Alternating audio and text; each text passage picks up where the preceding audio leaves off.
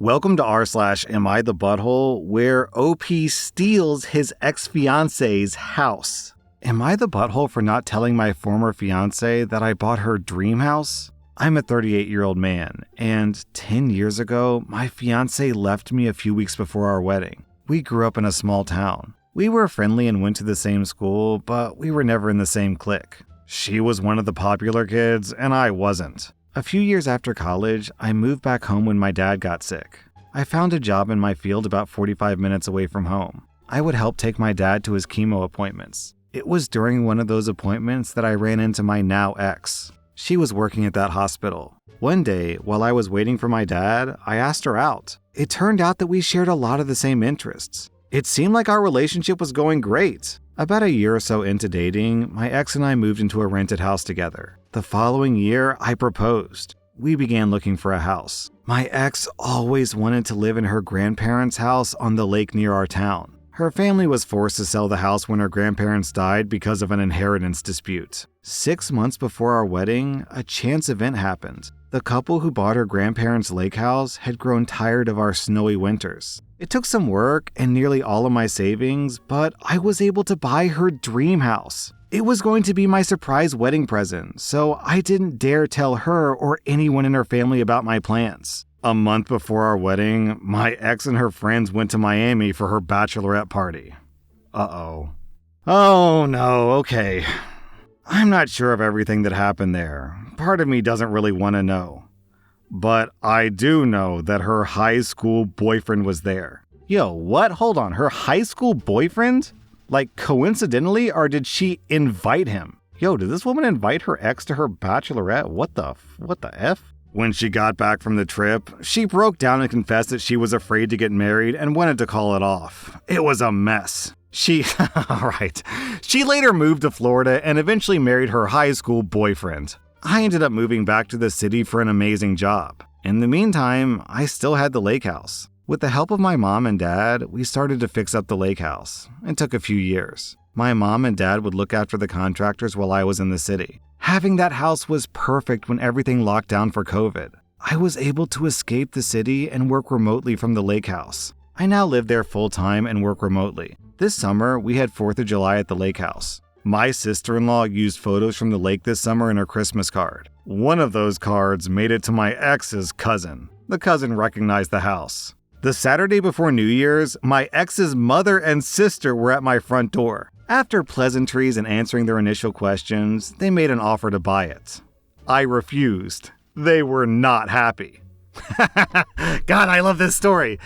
A few days later, I got a long text from my ex-girlfriend. This was the first time in about 9 years that she had talked with me. She called me a butthole for keeping this from her. Her family is blaming her for losing the house again. She then asked me to sell it. I still have no intentions to sell. Now, her and her family are complaining on social media that this is some sort of revenge. Am I the butthole?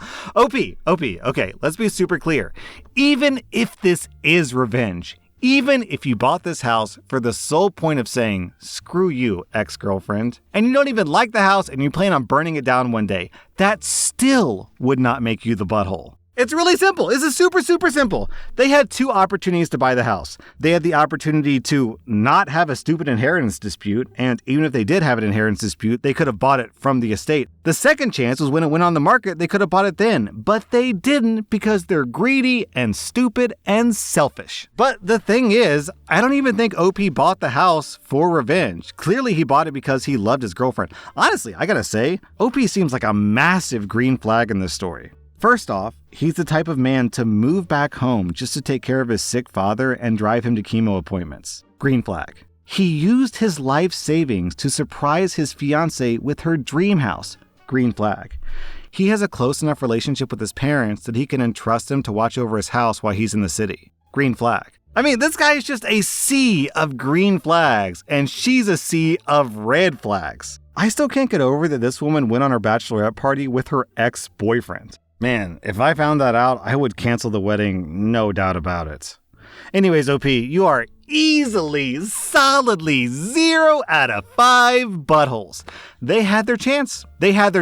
Simple as that. The house was in their family. They had 2 chances to get it back. They failed both chances, and now it's yours. That's just how capitalism works. Maybe if your ex-girlfriend had spent more time saving money than spending money on trips to Miami where she was sucking her ex-boyfriend's dick, then she could have bought the house. Am I the butthole for telling my friend that if she can't keep up because of her disability, then she shouldn't come? I'm a 26-year-old woman, and I have a pretty close group of friends. We have this one girl in our group, Sadie, who's 27. She has a disability that's mostly manageable through medication. Despite this, Sadie has a bad habit of forgetting to take her pills right before we do something that she's not interested in doing. This time, it was on a group trip that we've been planning for over a year. Due to how high the cost of the trip was, we each decided to take a day and plan an activity that the whole group would participate in. We also rented a van together to get to our destination, as that was the most ideal situation.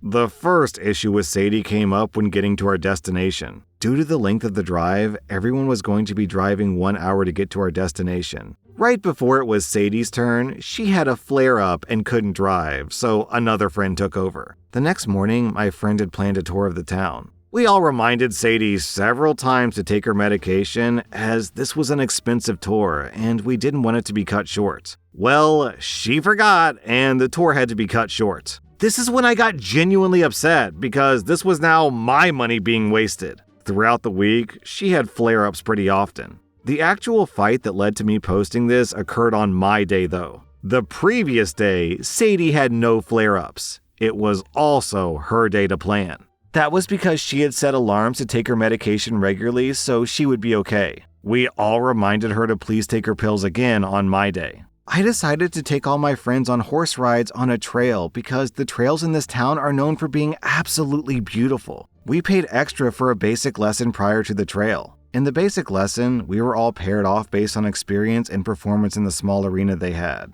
I was paired with Sadie. Well, a quarter of the way through the trail, she started to have a flare-up again. I told her that I wouldn't be turning around, as this was expensive and I was truly looking forward to this. She begged me to turn around. Finally, the ranger told us that I had to turn around with her because she was my partner. In the car, I told her that she knew how important this was to me and that she should have just taken the pills. She told me that I was being ableist and that I didn't know what the pills did to her. We got into a huge argument in which I said, if your disability means that you can't be a good friend, then maybe you should stop coming on these trips. Well, I agree that what I said was harsh. I don't think that I was wrong considering that she cost us so much money over the years for simply not wanting to do something. My other friends agree that Sadie is inconvenient at times, but that I should have been more sensitive to her condition. I am honestly torn on whether to apologize or not. Look, I'm going to be the jerk and just say it. This sounds like manipulation. It sounds like Sadie is intentionally lying to the group to get what she wants, or more accurately, to get out of things that she doesn't want. I mean, yeah, it is possible she forgets, but if that's true, then that means she just doesn't really care that much about her friends, right? Because if you care about your friends, you'll set an alarm. You'll come up with a schedule so that you won't inconvenience your friends. But she does that over and over and over. Yeah, I just don't buy it, man. I think she's lying. So, OP, I'm giving you 0 out of 5 buttholes, and I'm giving Sadie 1.5 out of 5 buttholes. I think the obvious solution here is to just stop inviting her.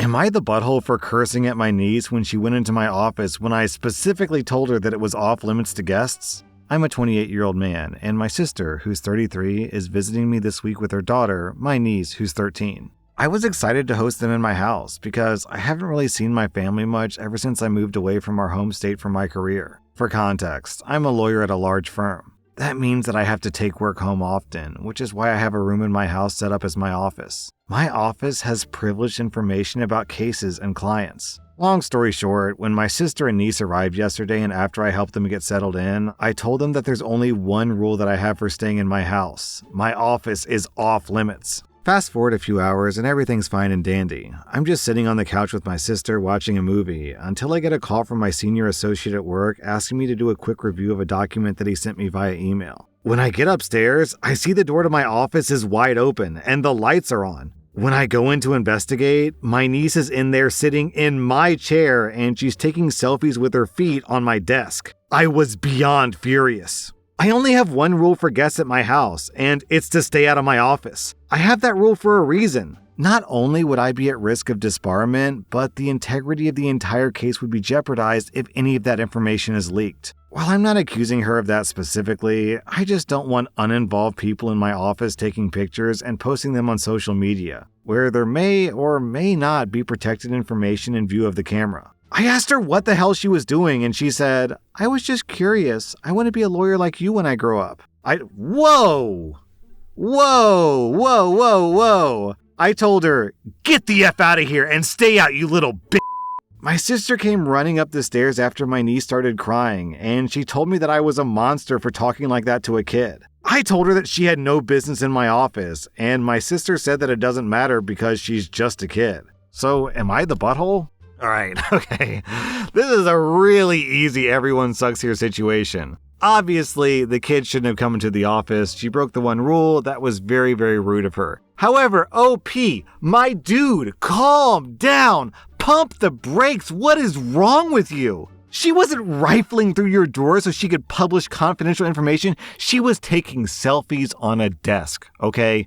Relax. You don't need to start cursing out a 13-year-old girl just because she was being a dumb 13-year-old girl. Also, down in the comments, the top post is from He Who's a Person Who's a Lawyer. They write, "She's 13. She was intentionally violating the rule, but still, what is wrong with you?" Everyone sucks here. A solo practitioner has this to say. I'd think a fancy pants big firm attorney who has a bunch of privileged stuff in their home office like I do would put an effing locking knob on the door and or keep all materials in locked cabinets when it's not in active use. You are not adequately protecting these materials. Sure, your front door locks, but once someone is in the house, apparently they could just easily get this stuff without you noticing in time. Yeah, OP, I'm giving you 2.5 out of 5 buttholes. This is a crazy overreaction. I'm giving your niece 1 out of 5 buttholes. She's just being a dumb teen. Relax, dude. Am I the butthole for refusing to let my parents rename me? I'm a 15-year-old boy, and my parents gave me, my 16-year-old sister, and my 13-year-old brother nature names. Or, more specifically, water nature names. My sister is named Ocean,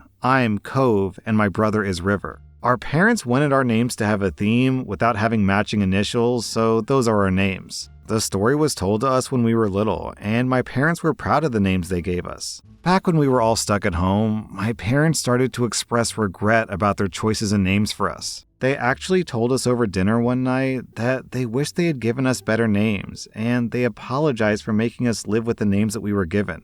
A few months after that apology, my mom and dad told us they wanted us to change our names to Elizabeth, James, me, and Michael. They said that since we're kids and we're not in college yet and nobody had their license at that point, it would be the best time to do it. All 3 of us said that we didn't want to change our first names. Apparently, my dad looked into whether or not he could force us to change our names anyways, and apparently the answer is a very strong no from the government. But it is unusual to change your older kid's first name, so they went ahead and tried to do it anyways. But once the government asked us if we wanted different names, we told them no. My parents brought it up to us a lot afterwards. My brother asked why they wanted to name him Michael and said the name was sucky. Hey, come on, that's not fair to the Michaels out there, including people like me with Michael as a middle name. It's not a bad name. They told him Michael was a timeless name that should age well and gave some other nickname choices. He said that he hated that name. So they asked if he would consider Charles instead, which he said was an even bigger no. Our parents focused really hard on him for a while because he had asked questions about the name, so they figured that he was the most open. So far, none of us have agreed to the name change. I told my parents that I know that they regret the names, but we're all used to it and we like our names, and that we don't want to go for more boring or common names. My parents argued that in the future we'll regret it, and we'd have to pay for it ourselves when we're adults, and we realized that having weird names doesn't age well.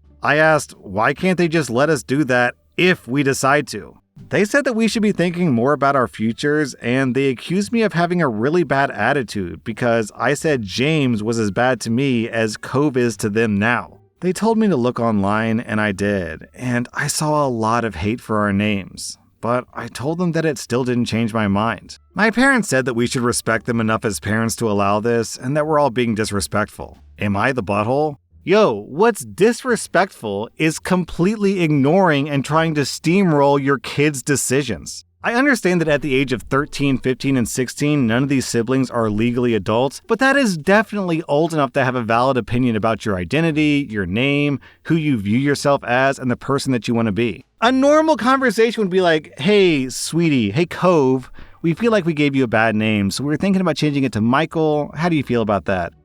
No, Dad, I kind of like the name Cove, so I think I'm going to stick with that. Okay, son, love you, Cove. Thanks, Dad. Love you too, Dad. That's the normal exchange here. Instead of trying to strong arm and manipulate just to, I guess, alleviate the parents' guilt, they're shoving off that responsibility onto the kids, and the parents are expecting the kids to fix their mistake. Really scummy behavior. OP, you get 0 out of 5 buttholes. Your parents get 1.5 out of 5 buttholes. Every single thing you do online is monitored. Yes, even the things you do late at night when you think that no one is watching, well, really, someone's watching. Even if that someone is an ISP harvesting all of your personal data. Do you really want all those companies out there knowing that you do searches for giant anime titties or hot stepmoms or whatever? No, of course not, which is why you should use a VPN service. When I go online, I use ExpressVPN, which reroutes my connection through a different server so my ISP can't see what I'm doing. And on top of that, using a VPN will give you access to content that you normally couldn't see due to your location. Did you know that on Netflix, YouTube, and pretty much every other platform out there, there's content that you can't see based on where you are? Well, with ExpressVPN, you don't have that problem. You can just change your VPN location and voila, unlock all that content. So between protecting your data and unlocking extra content, ExpressVPN is a win-win. You can get 3 months of ExpressVPN for free by going to expressvpn.com/rSlash. That was rSlash Am I the Butthole, and if you like this content, check out my podcast where I publish the exact same episodes. Also, hit that subscribe button because I put out new Reddit videos every single day.